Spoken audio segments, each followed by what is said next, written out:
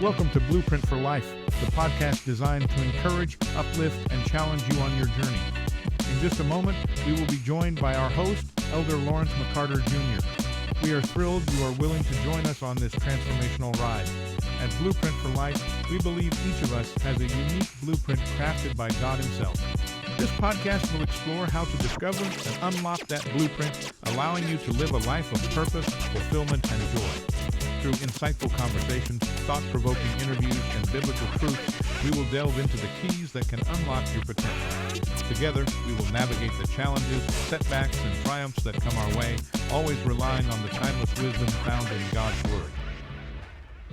Hello and welcome back to the Blueprint. Welcome back, guys. I am so happy to have you here with me. I just wanted to welcome anyone who might be listening for the first time. I'm so glad that you have joined us.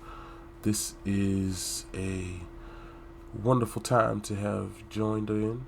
I just want to get started. This is the 14th episode, and this is part 2 of a series that we started out titled Know Thyself. Know Thyself. Sun Tzu, who's a Chinese general, said that if you know the enemy and know yourself, you need not fear the results of 100 battles. And I think that he is honestly quite true. He knew what he was talking about. Not that I'm saying that we have to treat anybody who doesn't believe like we believe as an enemy. I think that's the problem nowadays. Our society seems to have this idea that anyone who isn't you as an individual is to be treated as an enemy. And I think that's not the way to go about it. We have this idea of otherness must be an enemy, and that is not the way to go about things, no matter how you look at it, because to treat someone who isn't like you as an enemy does not win them for the cause. It actually wins you an adversary, and depending on how things shake out, that adversary could become your worst nightmare. So rather than creating a scenario where you may have to literally fight someone, why not create a scenario where you can, at the very worst, you can at least live together. We can at least exist in the same vicinity with one another. We don't always have to agree on everything, but at least we can exist in the same space together. We don't always have to have the same way of doing things, but we don't have to fight every time we see one another. So that's just my hot take on it, but I guess everybody's entitled to their own opinion, but take that with a grain of salt, because we do have to live in this world together. It's up to you guys, man. Hey, if you like fighting for everything, then hey, that's on you. But me personally, I like to live peacefully. Even in my faith, I would like to share my faith peacefully. I don't know that we've gotten to the place yet where the scripture does say, yes, that Christ came to bring a sword, but I don't personally think that we've gotten to the place yet where we need to pull them out and start swinging them. That day is coming, but I don't think it's quite here yet. If you guys could just sheath them and slide them back in your scabbard and tuck it back onto your belt and wait just a little bit longer, I think we still have the capacity to do things with our words, at least for a little while. But like I said, we started out new series, Know Thyself. And last week, we got into the entry of the discussion on why it's important or the importance of knowing yourself and really answering the question about what is religion. And I'm going to be honest with you, being able to answer that question would be a philosopher's dream. Being able to really just solidly answer that question would be some religious philosopher's dream. It would answer hundreds of years of research into the human psyche. And I don't think we've really gotten to a place where we can definitively answer that question.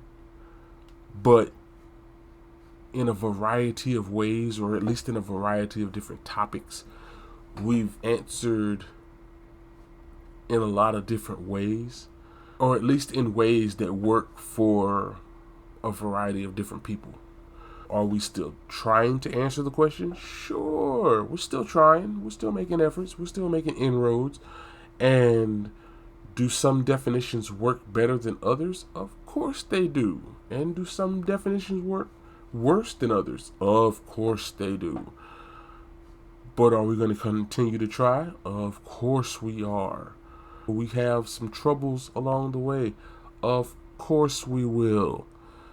But I think the important thing is that we continue to try, because as we work toward answering that question, I think we'll get a lot better at interacting with one another.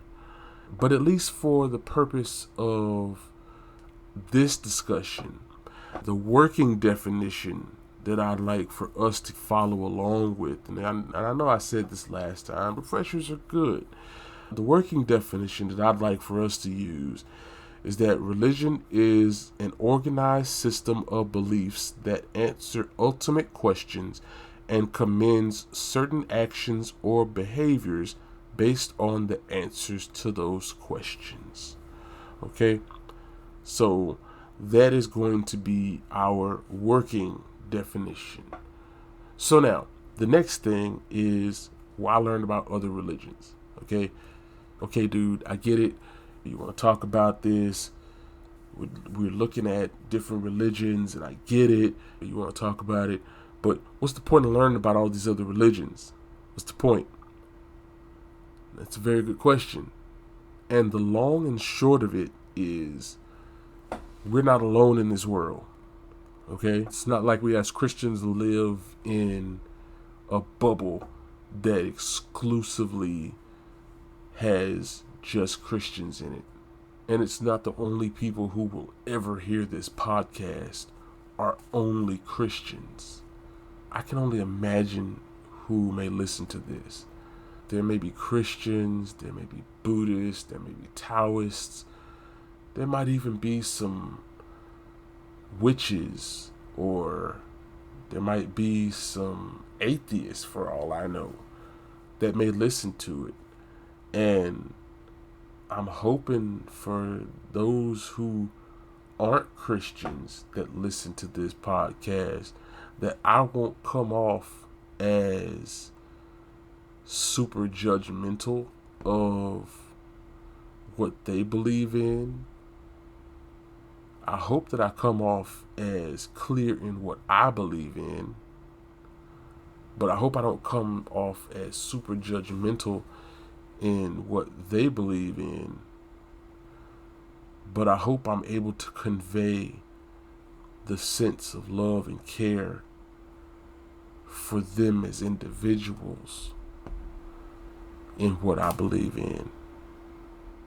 But see, the thing that we have to remember is that this world is wide, super wide, and back before the information age, and back before the world got linked together with the information superhighway, and back before things got all connected and the internet kind of shrunk the world, back before all of that happened, it was not uncommon for people to go their entire lives without meeting a follower from another religion. But nowadays, with globalization, migration, politics, economics, all of these things, they've brought awareness of other faiths to most of the world's population. So now we've got this idea of the global village, and it's impossible to have a grasp of that without some kind of understanding of religious beliefs, because religious beliefs also shape people's behaviors, their attitudes, and their actions. Okay? You have to understand, religion is one of those things that is considered a cultural universal, because, see, it's found in all human societies. All right? You got to understand, man, from the beginning of recorded history, anthropologists have been looking and combing all the way through recorded history, and they have found that every single culture that they have dug up, there has not been a single culture that did not have some form of religion. So this suggested that knowing something about religion is crucial to comprehending humanity. At some level, you've got to think about this. Come on. At some level, you've got to understand that over the course of human history, mankind has always reached toward God at some level. Whether he understood or she understood exactly who it was they were reaching to, we've all reached toward God in some form or fashion. Now, even though the non-religious number in the hundreds of millions today, the vast majority profess belonging to some form of religious system. So, in order to understand the why of what people do and say, you have to understand the religious beliefs that shape their worldview. Okay? There's a reason why people do the things that they do. And in many cases, there's a religious undertone to the reason why we do and say and act the way that we do. Whether people are willing to acknowledge it or not, sure, there's millions of people who nowadays who claim to not be religious. But on the other hand, though there are people who may claim to be non-religious, some of the things that they do may have been influenced by the society that they grew up in, which was influenced by religious beliefs. And that's why the things that they do are or may have been influenced by religious beliefs. So even people who claim to not be religious have been influenced by religious beliefs. So society as a whole has had influence from religion. It's incredibly pervasive. So understanding religion and how it impacts us as a society will give us a greater understanding of this global village that exists nowadays. Now, there's a statement that people seem to make all the time. And I'm going to be honest with you, it gets on my nerves a little bit, but I think it comes from more from ignorance than anything. But it's a superficial observation that a lot of people seem to make, and they say all religions are basically the same. And they say that it seems to be all about guiding and motivating people to behave well. This is incredibly superficial. It's all surface level, because the truth of the matter is, no person who has actually learned what various religions believe and practice would actually make that particular statement. Because it always comes from a common misconception that all religions are just different paths to God.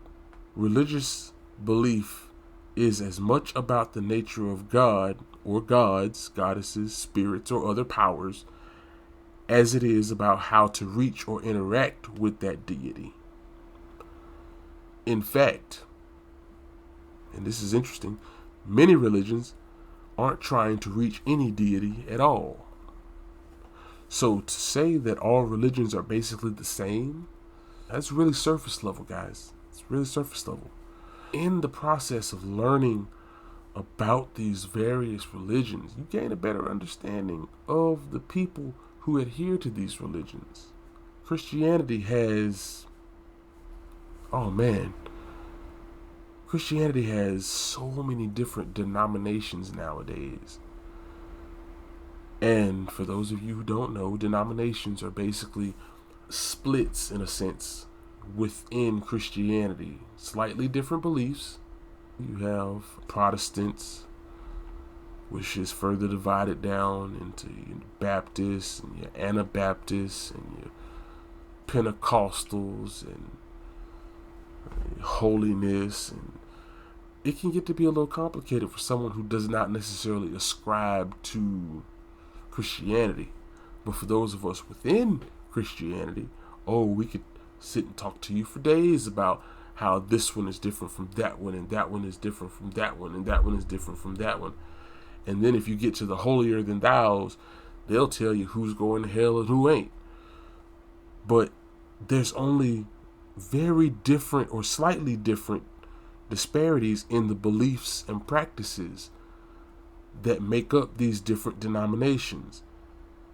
And then if you go and look at the different sects within Buddhism, for instance, they have only 3 major divisions, and each one has multiple significant different subgroups within them. You can't really make the statement that all religions are basically just the same. Okay, here's where it gets even deeper. International politics nowadays is virtually impossible to understand without some kind of knowledge of religion. Take, for instance, right now, most people are aware of the friction between Israel and Palestine.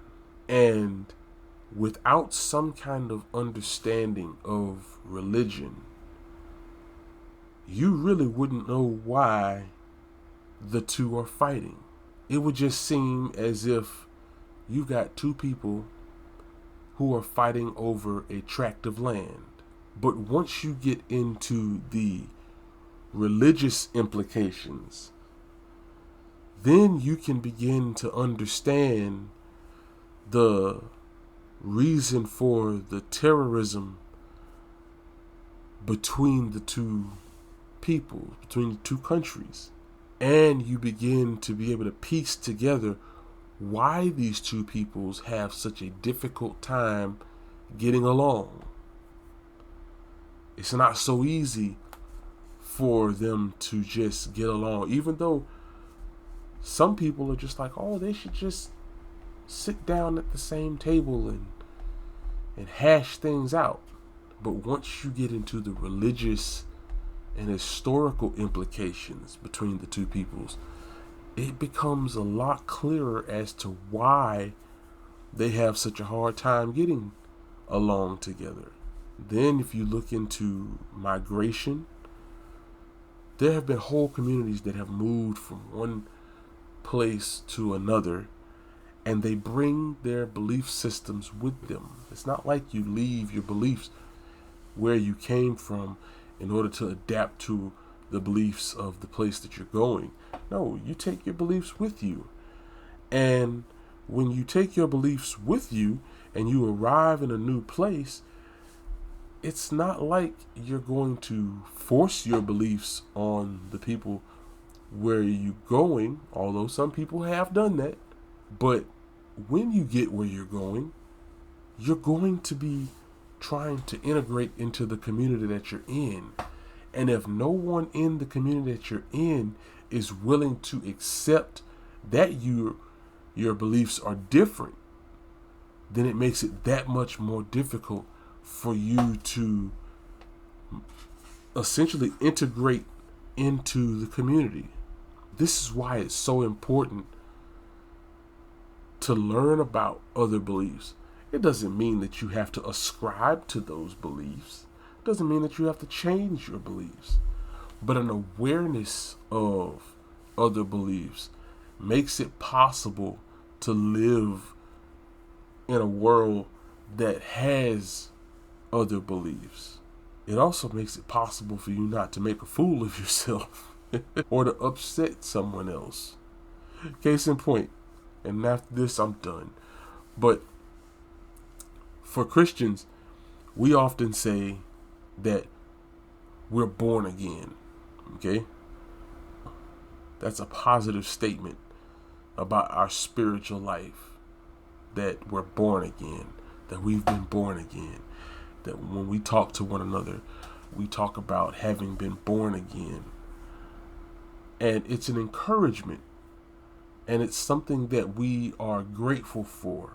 Here's the problem. If you're talking to a Hindu, they look upon being born again very differently. Because to a Hindu, that's what they're trying to get away from. Okay? Their goal is to get away from the cycle of rebirth. So when you talk to a Hindu person about being born again, they aren't going to be as excited as you. As a matter of fact, they're going to probably tell you that they've already been born again and again. And they're trying to escape from it. They're trying to get off of the wheel of reincarnation.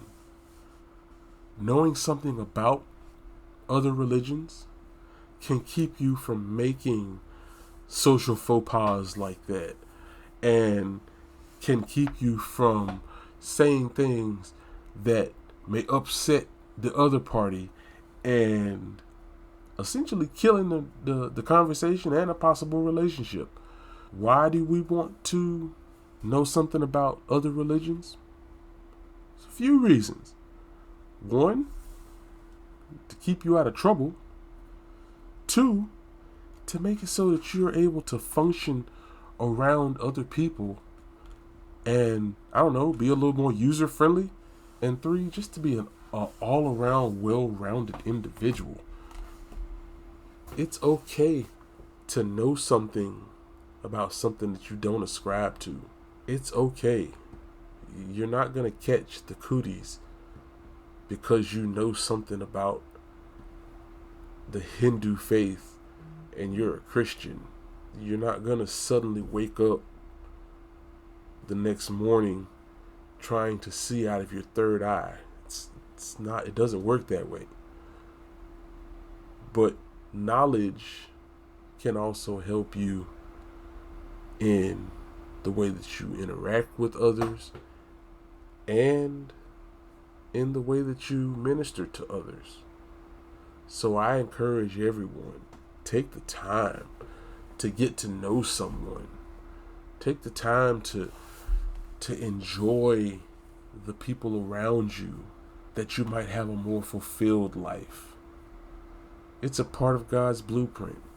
It's a part of how He wanted us to be, so that we wouldn't be so closed off, and so that we would be able to spend time in this world that He designed for us, so that we might be able to reach others for Him.